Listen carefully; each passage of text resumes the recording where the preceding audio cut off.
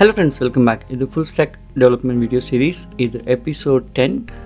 நம்ம online course enrolment application develop பண்ணிட்டு இருக்கோம். இந்த வீடியோவில் ஒரு அப்ளிகேஷன் இன்சைட்ஸ் அஷ்யூரில் எப்படி இன்டெகிரேட் பண்ணுறது, ஸ்டடி லாகிங் எப்படி இம்ப்ளிமெண்ட் பண்ணுறது, குளோபல் எக்ஸெப்ஷன் ஹேண்ட்லிங் இதெல்லாம் எப்படி இம்ப்ளிமெண்ட் பண்ணுறது, இன்னும் நிறையா இதெல்லாமே இந்த வீடியோவில் பார்ப்போம். இந்த வீடியோ இன்ட்ரெஸ்டிங்காக இருக்கும். வாங்க வீடியோவில் போகலாம்.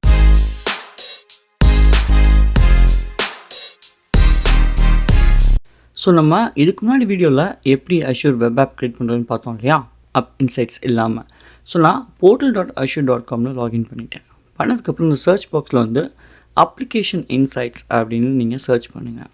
இது எதுக்கு நான் இந்த வீடியோ காமிக்கிறேன் அப்படின்னா, நீங்கள் வெப் ஆப் க்ரியேட் பண்ணப்பையும் இந்த மாதிரி க்ரியேட் பண்ணலாம், தனியாகவும் க்ரியேட் பண்ண முடியும்.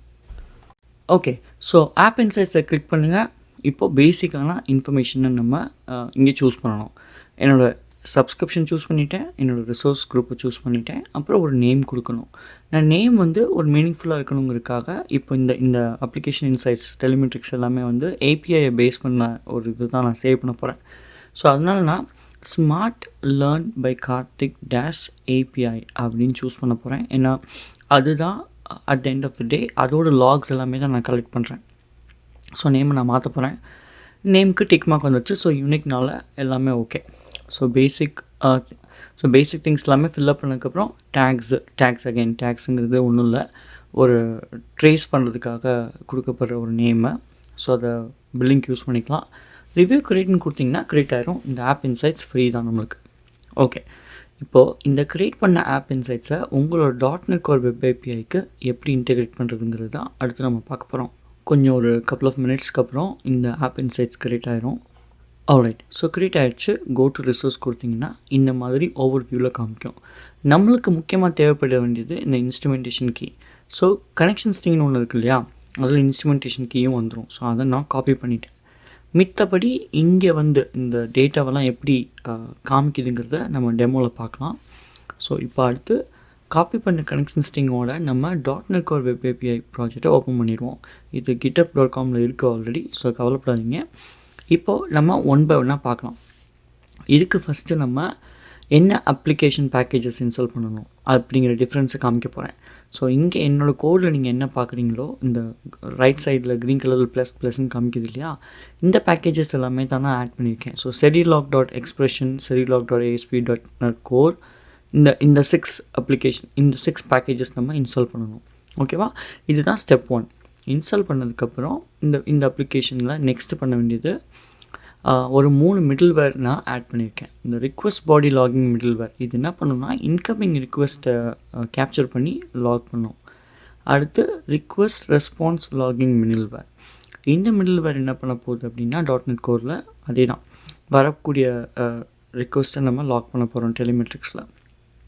அடுத்து ரெஸ்பான்ஸ் பாடி லாகிங். ஸோ இந்த ரிக்வெஸ்ட் பாடி லாகிங்கும் ரெஸ்பான்ஸ் பாடி லாகிங்கும் மெயினாக இன்கமிங் ரிக்வெஸ்ட்டும் அவுட் கோயிங் ரெஸ்பான்ஸையும் நம்ம டெலிமெட்ரிக்ஸில் ஆட் பண்ண போகிறோம். ஓகே, அடுத்து இந்த ஆப் settings.json இதை தான் நான் காப்பி பேஸ்ட் பண்ணியிருக்கேன். இங்கே என்ன இருக்குது அப்படின்னா செரிலாகோட கான்ஃபிகரேஷன் இருக்கும். ஸோ இப்போ நம்ம இந்த program.csக்குள்ளே போயிட்டு நம்ம வருவோம்.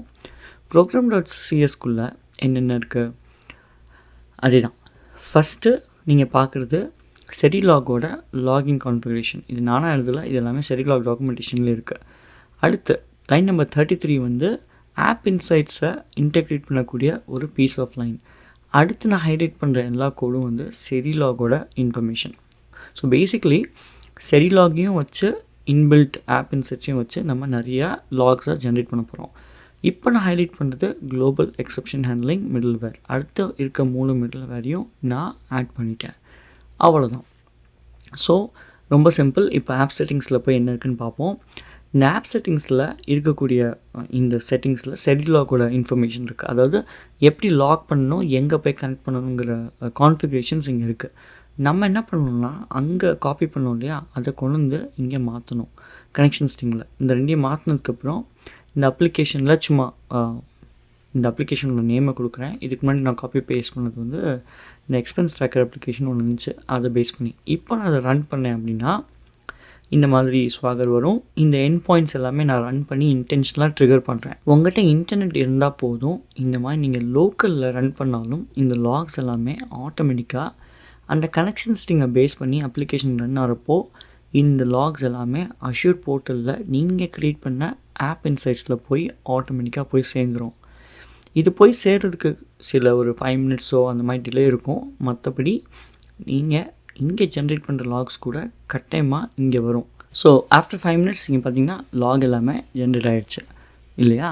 ஸோ இந்த லாக்ஸ் எல்லாமே நம்ம பார்ப்போம். இப்போ உள்ளே போனீங்கன்னா வந்த லாக்ஸ், அதாவது வந்த ரிக்வெஸ்ட்டை பேஸ் பண்ணி என்ன மாதிரி ரிக்வெஸ்ட்லாம் வந்துச்சு, ஒரு ரிக்வெஸ்ட்டுக்கு எவ்வளோ நேரம் ஆச்சு, அதோட ஆவரேஜ் என்ன, இது எல்லாமே தான் இங்கே காட்டுது. ஸோ இங்கே ஃபெயில்டு ரிக்வெஸ்ட்டும் இருக்கும், சக்ஸஸ் ஆன ரிக்வெஸ்ட்டும் இருக்கும், இல்லை டோட்டலாக வந்த ரிக்வெஸ்ட்டும் இருக்கும். நீங்கள் எப்படி வேணால் போய் ஃபில்டர் பண்ணிக்கலாம். ஸோ 30 மினிட்ஸ் ஃபில்டர் பண்ணி இந்த சர்வர் ரிக்வெஸ்ட்குள்ளே போனேன்னா எனக்கு நான் ஜென்ரேட் பண்ண எல்லா லாக்ஸும் இங்கே காமிக்குது. ஸ்பெசிஃபிக்காக உங்களுக்கு ஏதாவது வேணும்னா அதில் கிளிக் பண்ணி அதோட சாம்பிள்ஸ் பார்க்கலாம். இங்கே பாருங்கள், சாம்பிள்ஸ் இதுக்கு வந்து ஒரு 2 சாம்பிள் இருக்குதுன்னு சொல்லுதா. இந்த 2 சாம்பிள்ஸை கிளிக் பண்ணால் ரிக்வெஸ்ட் அண்ட் ரெஸ்பான்ஸ் லாகிங் எல்லாமே எனேபிள் ஆகிருக்கும், அதாவது லாக் ஆகிருக்கும்.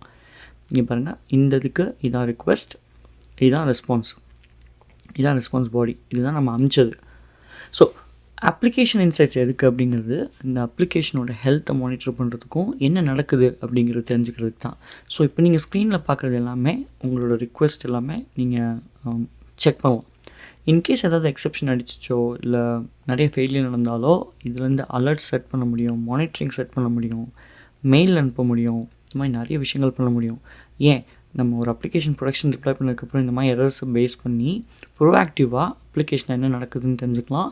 இல்லை ஸ்பெசிஃபிக்காக கஸ்டமர்ஸ் கம்ப்ளைண்ட் பண்ணாங்க எனக்கு இது மாதிரி ஒர்க் ஆகலை அப்படின்னா நம்மளால் போய் அந்த டைம் ஸ்டாம்பில் என்ன நடந்துச்சு, யாரோடது, எப்படி ஃபெயில் ஆச்சு அப்படிங்கிற எல்லா ட்ரபிள் ஷூட்டிங்கும் ஈஸியாக பண்ணலாம்.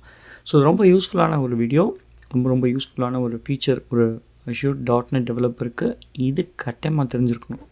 ஸோ இந்த வீடியோ பிடிச்சிருக்கும் நம்புகிறேன். இந்த வீடியோ பிடிச்சிருந்துச்சுன்னா லைக் பண்ணுங்கள், ஷேர் பண்ணுங்கள், சப்ஸ்கிரைப் பண்ணுங்கள். வேறு ஏதாவது ஸ்பெசிஃபிக்காக வேணும்னா கமெண்ட் செக்ஷனில் கேளுங்க. தொடர்ந்து எல்லா வீடியோவும் பாருங்கள். அடுத்த வீடியோவில் நான் உங்களை மறுபடியும் பார்க்குறேன். இந்த வீடியோ உங்களுக்கு பிடிச்சிருந்துச்சுன்னா லைக் பண்ணுங்கள், கமெண்ட் பண்ணுங்கள், சப்ஸ்கிரைப் பண்ணுங்கள். மறக்காமல் அந்த பெல் ஐக்கானையும் அமைக்கிறீங்க.